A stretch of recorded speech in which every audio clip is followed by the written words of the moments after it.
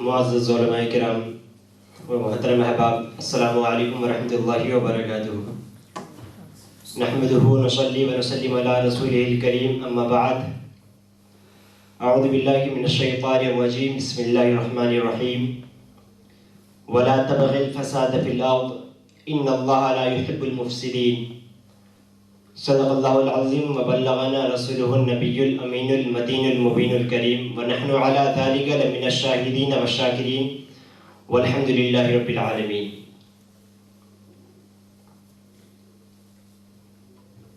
آج کی اس پرنور محفل میں میری گفتگو کا عنوان ہے دہشت گردی کا انسداد اور قرآن مجید۔ محترم حاضرین کرام، اگر آج ہم حالات کے تناظر میں دنیا کا جائزہ لیتے ہیں تو ہمیں یہ معلوم ہوتا ہے کہ اس پوری کائنات میں واحد وہ اسلام ایسا مذہب ہے کہ جس پہ سب سے زیادہ الزام تراشیاں ہوتی ہیں، طرح طرح کے الزامات ان پر ڈھائے جاتے ہیں، اور ان تمام الزامات میں سب سے زیادہ نمایاں حیثیت دہشت گردی کی ہے۔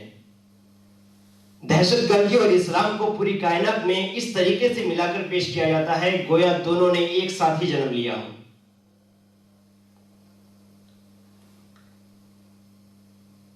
یقیناً جب ہم اسلام کا صحیح نقطہ نظر سے مطالعہ کرتے ہیں اور اس کو سمجھنے کی کوشش کرتے ہیں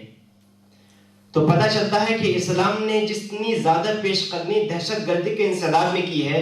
دنیا کے کسی اور مذہب نے اس قدر پیش کرنے کی ہی نہیں تھی۔ اگر ہم تاریخ کے آئینے میں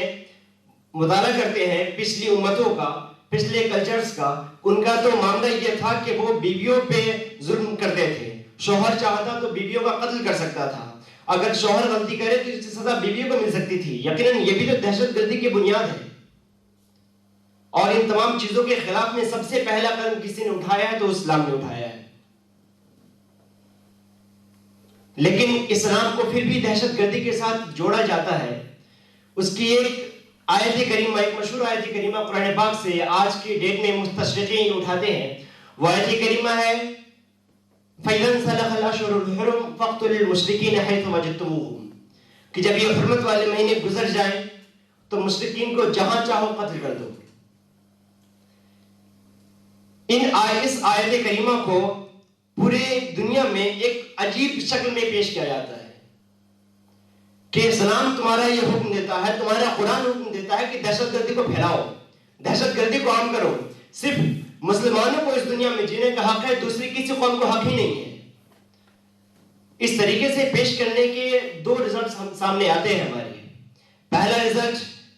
نفرت و بیزاری کا آتا ہے، دوسرا رزلٹ تشدد کا آتا ہے۔ چونکہ جب اس طریقے سے پیش کیا جاتا ہے تو جو شخص اسلام سے دور ہے وہ یہ دیکھتا ہے کہ اسلام تو دہشت گردی کو بڑھاوا دیتا ہے، اسلام تو دہشت گردی کی بنیاد رکھتا ہے، وہاں سے نفرت و بیزاری کی بنیاد پڑتی ہے۔ اور جب جو لوگ نام نہاد طور پر اسلام کے فالوور ہیں، انہیں بس یہ دیکھنا ہے کہ اسلام ہمیں کیا سکھا رہا ہے، ہمیں اس پہ عمل کرنا ہے، تو ان کے وہ ہاتھوں میں تلوار اٹھائے رکھتے ہیں کہ اب ہمیں تمام کافروں کو قتل کر دینا ہے، تمام کافروں کو مار ڈالنا ہے، صرف ہمیں جینا ہے اور کسی کو نہیں جینا۔ تو اور دونوں رزلٹ اسلام کے سخت مخالف ہے اور دونوں سے اسلام کو خطرہ ہے۔ اس آیت کریمہ کا صحیح مفہوم کیا ہے، میں اس طرف آنے سے پہلے قرآن پاک کی ان آیات کو پیش کرنا چاہوں گا کہ جو واضح طور پر ہمیں یہ بتاتی ہے کہ اسلام دہشت گردی کا انسداد کا قائل ہے، اسے بڑھاوا نہیں دیتا۔ اللہ تبارک و تعالیٰ قرآن مجید میں ارشاد فرماتا ہے سورہ بقرہ آیت نمبر 190 پہ، وَقَاتِلُوا فِي سَبِيلِ اللَّهِ الَّذِينَ يُقَاتِلُونَكُمْ وَلَا تَعْتَدُوا إِنَّ اللَّهَ لَا يُحِبُّ الْمُعْتَدِينَ۔ ایمان والو، اللہ کی راہ میں ان لوگوں سے قتال کرو جو تم سے قتال کرتے ہیں، لیکن یاد رہے حد سے تجاوز نہ کرنا، کیونکہ اللہ تبارک و تعالیٰ حد سے تجاوز کرنے والوں کو پسند نہیں فرماتا ہے۔ اس آیت کریمہ میں دو چیزیں قابل توجہ ہیں۔ اللہ تبارک و تعالیٰ نے جنگ کا حکم تو دیا، لیکن پہلے حکم دیا تو یہ تاکید فرما دی کہ بس ان سے ہی جنگ کرنا جو تم سے جنگ کر رہے ہیں۔ لیکن جو جنگ کرنے والے بھی جب تم سے جنگ کریں تمہیں ان سے جنگ کرنا ہے، یہ خیال رکھنا ہے کہ تم اپنے لمٹ کو کراس نہیں کرو گے، اپنے حد کے اندر رہو گے۔ اسلام کی لمٹس کیا ہے؟ اسلام نے جو جنگ میں جو حد بندی کی ہے وہ حد بندی کیا ہے؟ تو ابو داؤد شریف میں حدیث کے حوالے سے ملتا ہے کہ آقا علیہ السلام ایک لشکر کو جنگ کے لیے روانہ فرما رہے تھے تو ارشاد فرمایا انطلقوا بسم اللہ وباللہ وعلی ملت رسول اللہ ولا تقتلوا شیخا فانیا ولا طفلا ولا صغیرا ولا امرأة، کہ مسلمانوں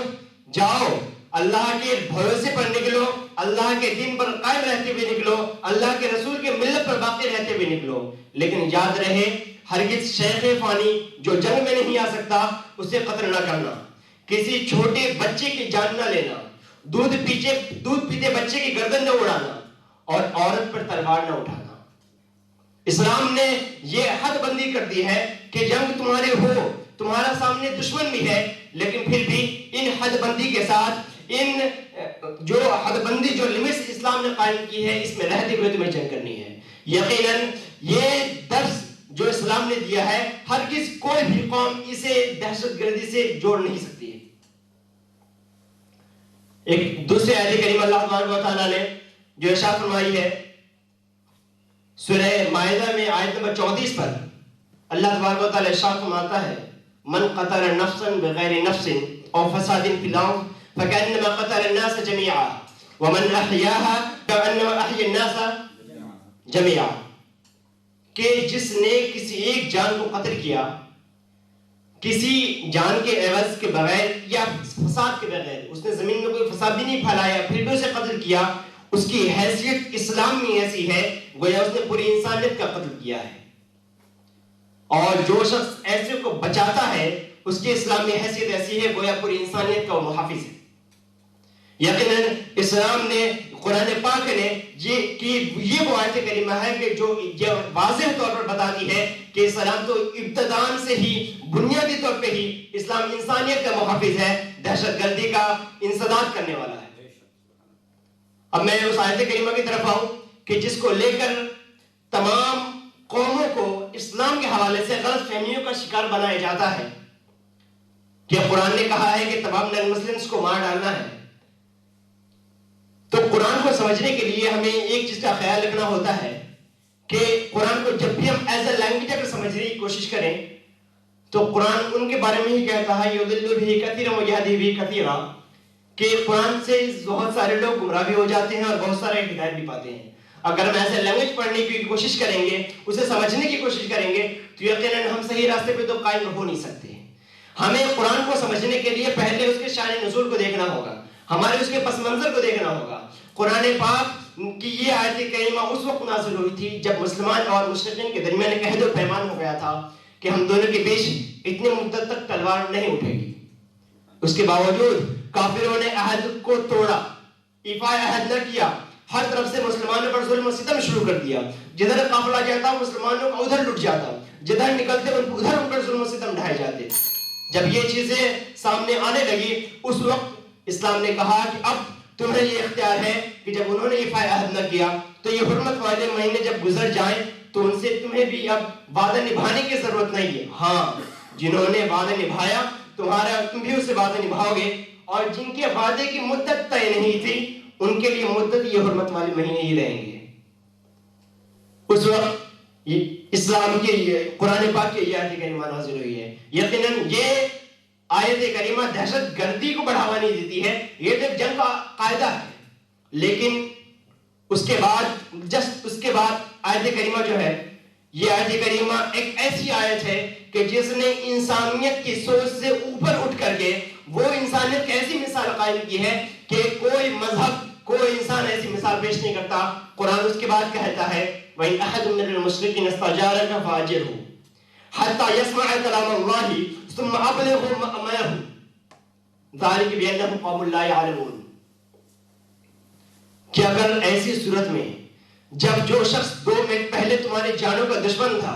اب وہ تمہارے گرفت میں آ چکا، تمہاری تلوار اس کے گردن پر ہے، پھر بھی اگر وہ تم سے پناہ مانگتا ہے کہ مجھے پناہ دے دے، اسلام کہتا ہے قرآن کہتا ہے تم اسے پناہ دے دو۔ صرف اس کے جاننا بخشنا، بلکہ کہتا ہے کہ اسے وہ اللہ کا کلام سنے، پھر اسے امن کی جگہ تک پہنچا دو کہ کوئی بھی اسے ایذا نہ پہنچا سکے، کوئی بھی اسے تکلیف نہ پہنچا سکے. کیوں؟ کیونکہ وہ ایسی قوم ہے جو علم سے ناشنا ہے، جو حقیقت کو جانتی نہیں ہے. یقیناً قرآن کی یہ وہ واحد مثال ہے کہ جس آیت کریمہ کو لے کر پوری دنیا میں ایک غلط پیغام نشر کیا جا رہا تھا، یہی آیت کریمہ انسانیت کی ایسی مثال پیش کرتی ہے کہ دنیا کا کوئی مذہب، دنیا کا کوئی انسان کی ایسی مثال پیش نہیں کر سکتا. یقیناً اسلام کے حوالے سے جو غلط فہمیاں پھیلائی جا رہی ہیں دہشت گردی کے حوالے سے، ہمیں اسے صحیح سے پڑھنے کی ضرورت ہے اور صحیح پیغام پہنچانے کی ضرورت ہے. میں نے چند باتوں کے ساتھ اپنی گفتگو ختم کرتا ہوں. اور